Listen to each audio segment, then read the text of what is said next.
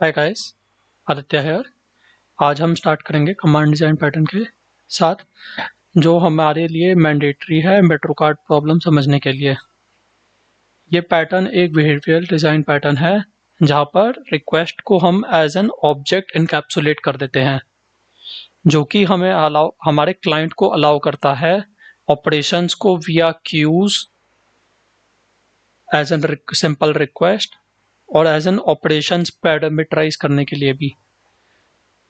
ये pattern request का जो सेंडर है और जो रिक्वेस्ट का रिसीवर है उन दोनों चीज़ों को एक दूसरे से डिकपल कर देता है। सेंडर को इस बात से कोई कंसर्न नहीं रहता कि रिसीवर को क्या रिक्वेस्ट मिलेगी, और रिसीवर को जो सेंडर ने रिक्वेस्ट भेजी थी वो पता नहीं रहती। दोनों के बीच में एक डेलीगेशन हम इंट्रोड्यूस कर देते हैं जिसकी मदद से हमें फ़ायदा होता है। और क्या क्या चीज़ें प्रोवाइड करता है command design pattern? Command design pattern हमें अनडूएबल ऑपरेशंस, क्यूइंग ऑफ रिक्वेस्ट और लॉगिंग चेंजेस, ये 3 फीचर्स और प्रोवाइड करता है। ठीक है, तो ये डिज़ाइन पैटर्न देखते हैं क्या क्या कर सकता है। इसको एक हम फिजिकल एग्जांपल के साथ समझते हैं। तो हम चंदू का एग्जांपल ले लेते हैं जो हमारा यूज़र है फर्स्ट केस में, और वो डायरेक्टली एक छोटे से स्टॉल ओनर के पास आया है जो कि गोलगप्पे बेचता है। ठीक है, तो इस केस में जो मेरा स्टॉल ओनर है वो तीनों काम अकेला कर रहा है। वो कुक भी है, वो रिसेप्शनिस्ट भी है और वो वेटर भी है। ठीक है, अब केस 2 की बात करते हैं। केस 2 में हम क्या करते हैं? केस 2 में यूज़र आता है, बड़े से रेस्टोरेंट में आया है, उसके सामने वेटर आता है। वेटर क्या करता है? वेटर रिस्पॉन्सिबल होता है स्टॉल ओनर यानी रेस्टोरेंट ओनर, जो कि अभी बस कुक का काम कर रहा है। सॉरी, ये हाँ, जो कि बस कुक का काम कर रहा है। ठीक है, तो अब इन दोनों बातों में डिफरेंस क्या है? हम इस दोनों बातों के डिफरेंस को समझते हैं सबसे पहले। तो सबसे पहला डिफरेंस है कि भाई यूज़र जो है पहले केस में डायरेक्टली कुक से इंटरैक्ट कर रहा है, बट केस 2 में हमारा जो यूज़र है वो डायरेक्टली कुक के साथ इंटरैक्ट नहीं कर रहा। वेटर कुक के साथ इंटरैक्ट करने के लिए रिस्पॉन्सिबल है। ठीक है, हमने ये बात समझी। दूसरी बात क्या हुई? अगर यूज़र डायरेक्टली कुक के साथ इंटरैक्ट कर रहा है तो यूज़र को वो सारी इंफॉर्मेशन देनी पड़ेगी जो कुक को रिक्वायर्ड है गोलगप्पा बनाने के लिए। अब मान लो इस एग्जांपल में केस 1 में यूज़र है अंग्रेज। यूज़र को बस अंग्रेजी आती है। ठीक है, उसको हिंदी आती ही नहीं है, उसको बस अंग्रेजी आती है। तो वो अगर गोलगप्पे वाले के पास जिसको सिर्फ हिंदी आती है उससे बात करने की कोशिश करेगा तो दिक्कत हो जाएगी। गोलगप्पे वाले को तो ऑर्डर समझ नहीं आएगा। ठीक है, अब वही केस 2 में अगर जो यूज़र है जिसको अंग्रेजी आती है, वेटर उससे बात करे, उसका ऑर्डर समझे अंग्रेजी में कि हाँ, वेटर ने सब कुछ समझ लिया कि हाँ इसको गोलगप्पा चाहिए, इसको इंडियन गोलगप्पा चाहिए, ये इस यूज़र जो कि हमारा अंग्रेज है इसको गोलगप्पा चाहिए। ठीक है, वो इस बात को जाके स्टॉल ओनर को हिंदी में समझाता है। स्टॉल ओनर समझ जाता है कि मुझे क्या, उसको क्या करना है, और स्टॉल ओनर वो एक्शन परफॉर्म करके वेटर के थ्रू भिजवा देता है और वेटर यूज़र को गोलगप्पा दे देता है। तो केस 2 में ये सिनेरियो पॉसिबल है, बट केस 1 में हम सीधे स्टक हो जाते हैं। अगर यूज़र पूरी इंफॉर्मेशन प्रोवाइड नहीं कर पाता है तो कुक वो उस एक्शन को परफॉर्म कर ही नहीं सकता। बट केस 2 में सिंस इन्वोकर काम कर रहा है तो यूज़र बस इस बात के लिए रिस्पॉन्सिबल है कि उसको वेटर को समझाना है वो order. User only need to provide necessary data या कमांड टू वेटर। उसके बाद वेटर सारे काम करवा सकता है कुक से। ठीक है, ये बात हमने समझी। तीसरा पॉइंट क्या हुआ? कुक को ज़्यादा रिक्वेस्ट प्रोसेस करनी पड़ रही है क्योंकि वो ऑर्डर को रिसीव करने का और ऑर्डर को परोसने का सारे काम अकेला कुक कर रहा है केस 1 में। बट केस 2 में क्या हो रहा है? केस 2 में जो हमारा कुक है वो ज़्यादा रिक्वेस्ट्स को प्रोसेस एक साथ कर पा रहा है। क्यों? क्योंकि उसका काम सिर्फ कुकिंग करना है। वो ना ऑर्डर रिसीव कर रहा है, वो ना ऑर्डर सर्व कर रहा है, ऐसा कुछ भी नहीं कर रहा। वो सारा काम उसने डेलीगेट कर दिया है एक वेटर को। तो वेटर को काम डेलीगेट करने से सबसे बेस्ट फायदा क्या मिला कि कुक इंडिपेंडेंट हो गया। कुक बस अपना काम पे फोकस करेगा, कुक को और किसी काम से कोई कंसर्न नहीं। ठीक है, ये फायदा मिला केस 2 के थर्ड पॉइंट में।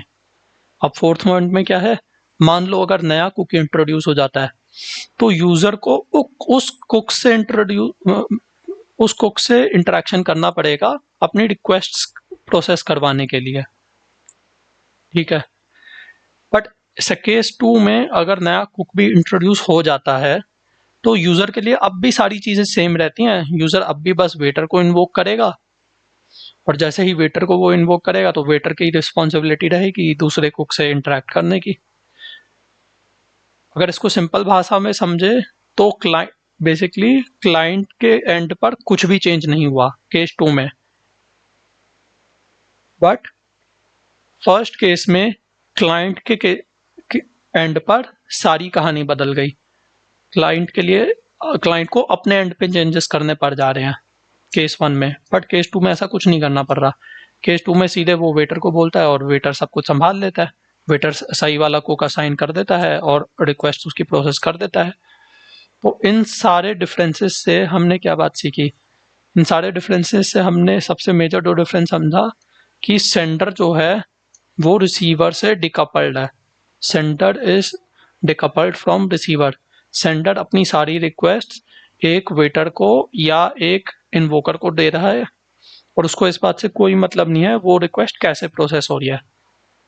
वो सारी चीज उसको प्रोसेस करने का काम इन्वोकर का है। अब इस बात को समझते हैं कि ये हमारे कमांड डिजाइन पैटर्न से कैसे रिलेट करता है। जो हमने केस 2 देखा वो एक्चुअल फिजिकल रिप्रेजेंटेशन है कमांड डिजाइन पैटर्न का, जहां पे हमारा यूजर रिक्वेस्टर या क्लाइंट होता है, वेटर हमारा इन्वोकर होता है, कुक हमारा रिसीवर है और रिक्वेस्ट या ऑर्डर हमारी कमांड होती है। तो कमांड डिजाइन पैटर्न में जो हमारे यूजर का फ्लो रहता है वो बिल्कुल जेरॉक्स कॉपी जो हमने केस 2 में फ्लो समझा था कुछ कुछ वैसा ही रहता है। कि जैसे क्लाइंट आया, हमारे केस में क्या कर रहा था, क्लाइंट ऑर्डर दे रहा था, ये इसने कमांड ऑब्जेक्ट भेजा, ये हमारा ऑर्डर हो गया। ठीक है, इन्वोकर ने क्या किया, उस ऑर्डर को एग्जीक्यूट करने के लिए कॉल कर दिया कि उस ऑर्डर में जो फंक्शनैलिटी थी, जो पर्चा बना था ऑर्डर का, जैसे मान लो ऐसा कुछ पर्चा बना था, ये है ऑर्डर का पर्चा। इस ऑर्डर के पर्चे को पकड़ा दिया रिसीवर को। रिसीवर तक कैसे पहुंचा, इस ऑर्डर के पर्चे में वो सारी रेलेवेंट डिटेल्स थी जो कि ऑर्डर को पूरा करने के लिए रिक्वायर्ड थी। इसमें इन्वोकर ने क्या करा, इन्वोकर ने भी अपने एंड से कुछ डिटेल्स डाल दी कि भाई ये स्टेप्स परफॉर्म करने हैं मेरे कुक को। तो वो सारी डिटेल्स डालने के बाद मेरा जो कंक्रीट कमांड है, कंक्रीट कमांड का एग्जीक्यूट मेथड कॉल कर दिया जाता है। कंक्रीट कमांड के पास वो सारी डिटेल्स होती है। कंक्रीट कमांड बेसिकली हमारा ये ऑर्डर वाला पर्चा है, ये जो ऑर्डर वाला पर्चा है ये कंक्रीट कमांड है।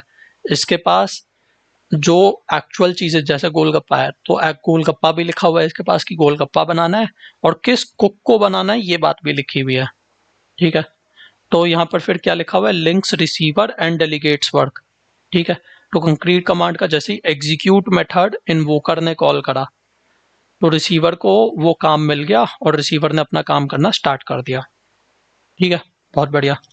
तो इस तरीके से कमांड डिजाइन पैटर्न में हम एक इन्वोकर को इंट्रोड्यूस करके और एक कंक्रीट कमांड को इंट्रोड्यूस करके अपनी रिक्वेस्ट्स को एनकैप्सुलेट कर देते हैं, पहली चीज।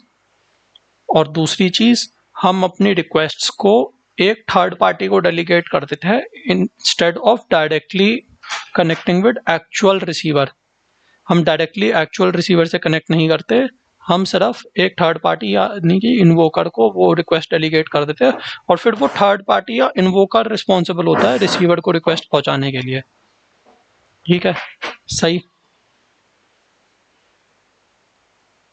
अब यहाँ पे हम इसका क्लास डायग्राम देख लेते हैं। ठीक है, तो ये इसका क्लास डायग्राम रहा। यहाँ पर कस्टमर है, वेटर है, कुक है और ऑर्डर है। तो हमारा कमांड इंटरफेस हम एक बनाते हैं जिसको इम्प्लीमेंट करने का काम करता है कंक्रीट कमांड। कंक्रीट कमांड इस कमांड को इम्प्लीमेंट करता है। वेटर रिस्पॉन्सिबल होता है इन कमांड्स को इन्वोक करने के लिए और कुक रिस्पॉन्सिबल होता है जो एक्चुअल काम परफॉर्म करना है उसको परफॉर्म करने के लिए। और हमारा क्लाइंट की क्या रिस्पॉन्सिबिलिटी है, उसकी बस एक ही रिस्पॉन्सिबिलिटी है, ये कंक्रीट कमांड बना के उसको देना है। इन्वोकर वो को किसी भी तरीके से दे सकता है, क्लाइंट या तो डायरेक्टली भी इन्वोकर को कॉल करके दे सकता है, इसलिए हमने यहाँ पर एक एसोसिएशन क्लाइंट और वेटर के बीच में नहीं बनाया। क्लाइंट डायरेक्टली भी चाहे अपने कोड में कॉल कर दे सकता है, या फिर क्लाइंट बस सिंपली एक कंक्रीट कमांड्स की लिस्ट बना कर दे सकता है और कोई दूसरा ऑब्जेक्ट उस लिस्ट को इन्वोकर को पास कर सकता है। तो इस तरीके से जो क्लाइंट है वो रिक्वेस्ट से डिकपल्ड है, एक्चुअल रिक्वेस्ट से जो कुक को पहुंच रही है। जो एक्चुअल रिक्वेस्ट पहुंचाने का काम है वो वेटर कर रहा है। ठीक है, तो अब इसको कोड से भी समझते हैं। आई नो थोड़ा कंफ्यूजिंग होगा, बट कोड आई थिंक आपके लिए काफ़ी चीज़ें सिंप्लीफाई कर देगा। जैसे हमने ये कमांड देखा, तो कमांड के इंटरफेस में बस एक मेथड इंप्लीमेंट करने की ज़रूरत है जो कि है एग्जीक्यूट। ठीक है, तो एज लॉन्ग एज हमारा कोई भी कमांड इस फंक्शनैलिटी को इम्प्लीमेंट कर रहा है, इन्वोकर उसको परफॉर्म कर पाएगा, इन्वोक कर पाएगा। ठीक है, तो अब मान लेते हैं हमारे केस में बस एक ही तरीके की कमांड है, ऑर्डर तरीके की कमांड है, जहां पर हम बस कुक को बोलते हैं कि कुक भाई 2 चीज़ें बना दे मेरे लिए, बर्गर और शेक बना दे। ठीक है, तो कुक को जैसे ही ऑर्डर वाली कमांड मिलेगी तो बर्गर और शेक बनाना चालू कर देगा। तो ये कमांड हम कुक को दे कैसे रहे हैं, ये हम दे रहे हैं टेक ऑर्डर के थ्रू। वेटर जब भी आता है यूज़र के पास, यूज़र से टेक ऑर्डर करता है, यूज़र से उसने कमांड रिसीव कर ली, यूज़र से इसने कमांड कहाँ रिसीव करी, इस लाइन पर रिसीव करी, वेटर डॉट टेक ऑर्डर करा। ठीक है, और जैसे ही उसने ऑर्डर अप कॉल करा, जैसे ही उसने यूज़र ने वेटर को बोला कि भाई ऑर्डर अप, भाई मेरा ऑर्डर ला कर दो, उसने क्या करा, उसने यूज़र ऑर्डर को एग्जीक्यूट करना चालू कर दिया। ठीक है, अब यूज़र ऑर्डर जैसे एग्जीक्यूट होना चालू हुआ तो एग्जीक्यूट के पास वो सारे फंक्शनैलिटीज़ थे जो कुक से उसको परफॉर्म करवाने थे। उससे कुक से 2 काम करवाने थे, बर्गर भी बनवाना था और शेक भी बनवाना था। तो उसने वो दोनों काम करवा लिए और यूज़र का काम पूरा हो गया। तो इस तरीके से यहाँ पर हमने इन्वोकर इनिशियलाइज करा, फिर रिसीवर इनिशियलाइज करा, फिर हमने अपनी कमांड प्रिपेयर करी यूज क्लाइंट एंड पे, उस कमांड को इन्वोकर को दिया और लास्ट में वो कमांड इन्वोकर द्वारा एग्जीक्यूट कर दिया गया और हमारा काम पूरा हो गया। इस तरीके से कमांड डिजाइन पैटर्न हमारे लिए चीज़ें आसान कर देता है। अब यहाँ पर एक क्वेश्चन आ सकता है कि आप ये पूछ सकते हो कि जैसा हमने केस 1 में समझा था, हम डायरेक्टली भी कुक को कॉल कर सकते थे। मेन क्लास जो है डायरेक्टली भी मेक बर्गर और मेक शेक कॉल कर सकती थी, और ऐसा वो करती तो उसमें कोई दिक्कत नहीं होता, वो काम एग्जीक्यूट हो जाता। तो यहाँ पर हमने वेटर को क्यों इंट्रोड्यूस करा, वेटर को इंट्रोड्यूस करने का क्या फ़ायदा हुआ? तो वेटर को इंट्रोड्यूस करने के वो सारे फ़ायदे जो हमने ऊपर देखे थे केस 1 और केस 2 के कंपैरिजन से, कि वेटर को काम डेलीगेट करने से हमें क्या फिजिकल फ़ायदे हुए, वो सारे फ़ायदे कोरिस्पॉन्ड करते हैं हमारे कमांड डिज़ाइन पैटर्न पे, कि हमारे कमांड डिज़ाइन पैटर्न में वेटर को इंट्रोड्यूस करने पे क्या फ़ायदे हुए और क्यों हम कमांड डिज़ाइन पैटर्न को यूज़ करते हैं।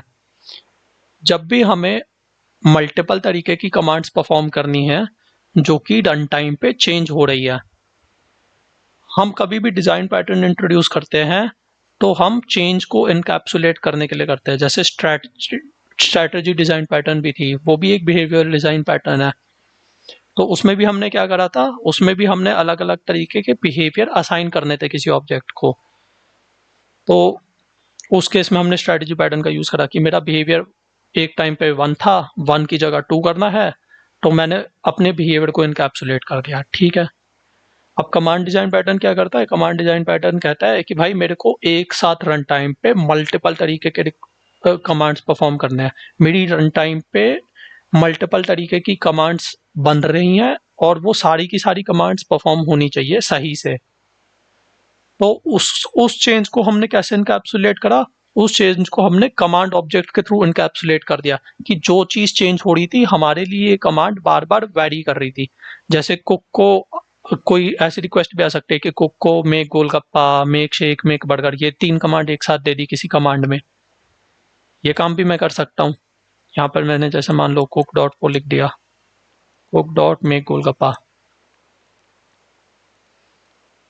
और ऑर्डर की जगह ऑर्डर टू करके बना दिया कि उसमें मेरे को एक नया तरीके का कमांड भी परफॉर्म करना है। तो इन सारे स्टेप्स को एनकैप्सुलेट करने के लिए मैंने एक कमांड ऑब्जेक्ट बनाया कि भाई जो कमांड इंटरफेस मैंने बनाया था उसका मैंने एक कंक्रीट ऑब्जेक्ट बनाया जिसके पास वो सारी फंक्शनैलिटी है मेरे ऑर्डर को फुलफिल करवाने के लिए। तो इस तरीके से हमारी रिक्वेस्ट इनकैप्सुलेट हुई सबसे पहली चीज, ठीक है। और दूसरी चीज हमने क्या अचीव करी, हमने उस रिक्वेस्ट को डेलीगेट कर दिया, हमने सेंडर को और रिसीवर को अलग कर दिया एक वेटर को इंट्रोड्यूस करके, जिसकी मदद से सेंडर के लिए काम करना और रिसीवर के लिए काम करना, दोनों के लिए काम करना आसान हो गया। सेंडर बस अब रिस्पॉन्सिबल है रिक्वेस्ट सेंड करने के लिए, उसको इस बात से अब कोई कंसर्न नहीं है कि यूजर को क्या, रिक्वेस्टर को क्या चाहिए, सॉरी जो अपना रिसीवर है उसको क्या चाहिए, वो इस बात से इंडिपेंडेंट हो चुका है, ठीक है। तो इस तरीके से कमांड डिजाइन पैटर्न ने हमारी कुछ प्रॉब्लम्स थी उनको रिजॉल्व करा, हमें केस 1 से केस 2 को इम्प्लीमेंट करने में मदद करी, ठीक है। अब हम उसके कुछ फीचर्स समझते हैं। हमने कमांड डिजाइन पैटर्न में देखा था कि ये हमें अनडू करने की कुछ फीचर्स, ऑपरेशंस को क्यू अप करने की फीचर और चेंजेस लॉक करने के फीचर भी देता है। तो ये वो कैसे देता है इस बात को समझते हैं। अब जैसा मैंने आपको बताया था कि हमारा क्लाइंट क्या कर सकता है, वो एक सिंगल ऑर्डर भी बना सकता है, वो मल्टीपल ऑर्डर भी बना सकता है। अब मान लो उसने क्या करा, उसने एक ऑर्डर बनाने की बजाय उसने ऑर्डर की पूरी लिस्ट बना दी, उसने लिस्ट ऑफ ऑर्डर बना दिया, लिस्ट ऑफ ऑर्डर बना दिया और उसने ये लिस्ट इनिशियलाइज कर दी और एक इन्वोकर क्यू को दे दी, एक इन्वोकर क्यू को दे दी, ठीक है। और ये जो कोड चल रहा है ये क्लाइंट थ्रेड पे चल रहा है। तो क्लाइंट थ्रेड क्या कर रहा है, बस उसको एक ऑर्डर लिस्ट बना रहा है और उसका जो जितना कंटेंट है, ऑर्डर आए जा रहे हैं, उन सबको इन्वोकर क्यू को दिए जा रहा है, जितने कमांड्स आ रहे हैं सारे इन्वोकर क्यू को उसने दे दिए। अब दूसरे एंड पे इन्वोकर थ्रेड क्या कर रहा होगा, इन्वोकर थ्रेड क्या करेगा कि भाई उसको जैसे जैसे ऑर्डर मिल रहा है, जब तक ये क्यू खाली नहीं है तब तक उसको ऑर्डर मिले जा रहे हैं, वो उस ऑर्डर को पोल करता है, क्यू से रिमूव करता है और उस ऑर्डर को प्रोसेस कर लेता है। सबसे पहले उस ऑर्डर को सेट करता है और फिर उस ऑर्डर को प्रोसेस कर लेता है। उसने पहले ऑर्डर टेक ऑर्डर की कमांड से ऑर्डर ली और ऑर्डर अप की कमांड से उसने ऑर्डर को प्रोसेस करना स्टार्ट कर दिया और इस प्रोसेस को वो तब तक रिपीट करते चले जाता है जब तक इन्वोकर क्यू खाली ना हो जाए। तो इस तरीके से जैसे हम हमारी फिजिकल सिनेरियो में भी, जैसे ठेले की लाइन है, रेस्टोरेंट है, तो रेस्टोरेंट में भी हमारी क्यूज फॉर्म हो जाती है। तो इस तरीके की क्यू हमें जब हमारे क्लाइंट्स बहुत ज़्यादा रिक्वेस्ट भेजते हैं तो इस तरीके की फंक्शनैलिटी हमें कोड में भी चाहिए होती है कि हम उनकी रिक्वेस्ट्स को क्यू कर पाएं, ताकि कभी हमारे पास रिसोर्सेज की कमी हो तो हम उनकी रिक्वेस्ट्स को एक एक करके प्रोसेस कर पाए इन अ रिलायबल मैनर। तो इस चीज को परफॉर्म करने में कमांड डिजाइन पैटर्न ने हमारी मदद करी। अगर यही कॉल डायरेक्टली ऐसे जाती कि यहाँ पर कुक डॉट में एक बर्गर और कुक डॉट में एक शेक डायरेक्टली हमने मेन क्लास में कॉल कर दिया होता, तो हम इन दोनों स्टेप्स को एक क्यूड अप वे में इन्वोकर क्यू में इनिशियलाइज नहीं कर पाते। हम इन्वोकर क्यू को ये बात नहीं बता पाते कि मेरे को ये दो ऑपरेशंस परफॉर्म करनी है, बट कमांड डिजाइन पैटर्न का यूज करके मैं ऑपरेशंस को क्यू अप कर पा रहा हूँ। मुझे जो लॉजिक परफॉर्म करना था मैं उन लॉजिक को क्यू अप कर पा रहा हूँ और मैं एक साथ मल्टीपल क्लाइंट्स को भी केटर कर पा रहा हूँ। अब ऐसा भी हो सकता है कि एक क्लाइंट की ऑर्डर लिस्ट है, इन्वोकर क्यू के पास मल्टीपल क्लाइंट्स के अलग अलग ऑर्डर्स आ सकते हैं। जैसे ये एक क्लाइंट थ्रेड है, यहाँ पे मल्टीपल क्लाइंट थ्रेड भी हो सकता है कि मल्टीपल क्लाइंट थ्रेड इन्वोकर क्यू में कुछ एलिमेंट्स डाले जा रहे हैं, इन्वोकर क्यू उन सबको प्रोसेस किए जा रहा है। तो इस तरीके से हमारा जो इन्वोकर थ्रेड है वो एक साथ काफी सारे ऑपरेशंस परफॉर्म कर पा रहा है, ठीक है। ये बात समझी हमने। अब हम समझते हैं अनडू चेंजेस, हम चेंजेस को अनडू कैसे कर पाते हैं। तो अनडू करने के लिए हमारा जो कमांड इंटरफेस है हम उसमें एक नई फंक्शनैलिटी और इंट्रोड्यूस कर देते हैं अनडू की, कि अब कमांड को तुम सिर्फ एग्जीक्यूट नहीं कर सकते, तुम उसको अनडू भी कर सकते हो। अब इस एग्जांपल को हम एक लाइट ऑफ कमांड से समझते हैं कि जैसे मान लेते हैं आपके घर में लाइट है, आप लाइट को ऑन या ऑफ करना चाहते हो। तो हमने क्या करा, इस चीज को लाइट ऑन और ऑफ कमांड से इम्प्लीमेंट कर दी। अगर हम लाइट ऑन की फंक्शनैलिटी देखें तो लाइट ऑन कमांड को इम्प्लीमेंट कर रहा है सबसे पहली चीज़, और वो क्या कर रहा है, जब भी एग्जीक्यूट मेथड इसका कॉल हो रहा है वो लाइट को ऑन कर दे रहा है। अब लाइट को ऑन करने का अंडू क्या हो सकता है, लाइट को ऑफ कर देना। तो इसलिए जैसे ही अंडू बटन कॉल होगा तो हम लाइट को ऑफ कर देंगे लाइट ऑन कमांड के केस में। ठीक है, हमने ये बात समझी। इसी तरीके से जैसे मैंने लाइट ऑन कमांड बनाया है, आप एक लाइट ऑफ कमांड भी बना सकते हो, जहां पर एग्जीक्यूट में लाइट डॉट स्विच ऑफ हो रही होगी और उसके अंडू में लाइट डॉट स्विच ऑन हो रही होगी। ठीक है, बढ़िया। अब हम समझते हैं हमारा इन्वोकर इस केस में क्या कर रहा होगा। तो इन्वोकर अपने पास एक स्टैक मेंटेन करेगा, एक हिस्ट्री ऑफ कमांड्स मेंटेन कर सकता है, जिसकी मदद से वो इस बात को ट्रैक कर पाए कि मुझे एक पर्टिकुलर इंस्टेंस पे कौन सा एलिमेंट अनडू करना है। फॉर एग्जांपल, अब जैसे मेरा एक ये स्टैक है, मेरा ऑन का ऑपरेशन आया, फिर ऑफ का ऑपरेशन आया, फिर ऑन का ऑपरेशन आया, फिर उसके बाद एक और बार ऑन का ऑपरेशन आ गया। तो इस तरीके से मेरे स्टैक में एलिमेंट्स ऐड अप हो रखे हैं। ठीक है, तो इस तरीके से मेरे स्टैक में एलिमेंट्स ऐड अप हो रखे हैं। अब मैं क्या कर सकता हूँ, जैसे हम कंट्रोल जी दबाते हैं, तो कंट्रोल जी दबाते वक्त क्या होता है, जो भी आपने लेटेस्ट काम किया होता है वो अनडू हो जाता है। तो लेटेस्ट काम हमने क्या करा था, ऑन करा था, तो ऑन का काम ये एलिमेंट पॉप होगा और ये अनडू हो जाएगा, ये ऑफ हो जाएगा। इस तरीके से ये वाला एलिमेंट भी आएगा, ये भी पॉप हो जाएगा, ये ऑफ हो जाएगा। अब अगली बार क्या आया, ऑफ आया, ये भी पॉप हुआ, अब ऑन कर दिया हमने। तो इस तरीके से हम अनडू परफॉर्म कर पा रहे हैं। और इस कोड में हमने इसी तरीके से लिखा है कि जब भी हम कमांड सेट कर रहे हैं तब हम अपने क्यू में एलिमेंट ऐड कर देते हैं। एग्जीक्यूट के टाइम पर तो हम बस कमांड को एग्जीक्यूट करते हैं, और जब भी हमें अनडू परफॉर्म करना होता है तो हम देखते हैं हमारे स्टैक में कुछ एलिमेंट्स पड़े हैं क्या। इफ यस, तो हम उस सबसे ऊपर वाले एलिमेंट को पॉप करते हैं और उसका ऑपरेशन अनडू कर देते हैं। तो इस तरीके से इन्वोकर काम कर पाता है अनडू चेंजेस को अनडू करने के लिए। तो कमांड डिजाइन पैटर्न का यूज करके हम चेंजेस को अनडू भी कर पा रहे हैं, और ये हमारे लिए काफी यूजफुल कब बन जाता है, आप किसी भी ट्रांजैक्शन बेस्ड सिस्टम में देखोगे तो आपको, अगर आपकी ट्रांजैक्शन इनकम्प्लीट रह गई, किसी स्टेट पर आपकी ट्रांजैक्शन पूरी नहीं हुई, तो आप चाहोगे कि आपके चेंजेस रोल बैक हो। जब भी आपको चेंजेस को रोल बैक करने की रिक्वायरमेंट आती है तो यहाँ पर अनडू का फीचर हमारे लिए काफ़ी इंपॉर्टेंट और वायबल बन जाता है कि हाँ, हमें ये अनडू का फीचर चाहिए, एज लॉन्ग एज आपकी कमांड इस अनडू के फीचर को सही से इम्प्लीमेंट कर पा रही है। तो ये सारी चीज़ें सही से काम करेंगी। सही, ठीक है, हमने ये बात देख ली। अब लास्ट आपके लिए एक होमवर्क है कि लॉगिंग चेंजेस आपको समझाना है और समझ जाना है। लॉगिंग चेंजेस से क्या मतलब है, आपके लिए हिंट भी है कि ये फीचर कमांड डिजाइन पैटर्न में डेटा रेजिलियंस प्रोवाइड करता है। कभी आपका मान लो फेलियर्स आ जाए सिस्टम में, तो उस केस में भी आप चाहोगे कि आपने जो कमांड्स बोले थे, जैसे अगर एक डेटाबेस का एग्जांपल लें, तो डेटाबेस में अगर आपने कोई चीज़ राइट करने को बोली है तो आप हमेशा चाहोगे कि वो चीज़ एक्चुअल में राइट हो जाए, जबकि डेटाबेस में कुछ फेलियर हो या ना हो, वो चीज़ राइट होनी चाहिए अगर आपने राइट इशू करा है तो इस चीज़ को ये लॉगिंग चेंजेस वाला फीचर कमांड डिजाइन पैटर्न का सपोर्ट करने में मदद करता है। और इसका जो इंटरफेस होता है वो कुछ इस तरीके का दिखता है। यहाँ पर एग्जीक्यूट, स्टोर और लोड तरीके के मेथड होते हैं। तो अब आपके लिए होमवर्क ये है कि आप इसको फुल डिटेल में समझ के इसका डायग्राम बनाकर आपको शेयर करना है लोगों के साथ कि ये लॉगिंग चेंजेस काम कैसे कर रहा है। ठीक है, तो होपफुली आई थिंक ये कमांड डिजाइन पैटर्न आपको समझ आया होगा। कुछ भी दिक्कत लगे तो बताना, थोड़ा सा कम्प्लेक्स है तो इसको प्रैक्टिस करके ज़रूर देखना। इसी के साथ ड्रॉप करते हैं। Thanks for watching, see you in the next video.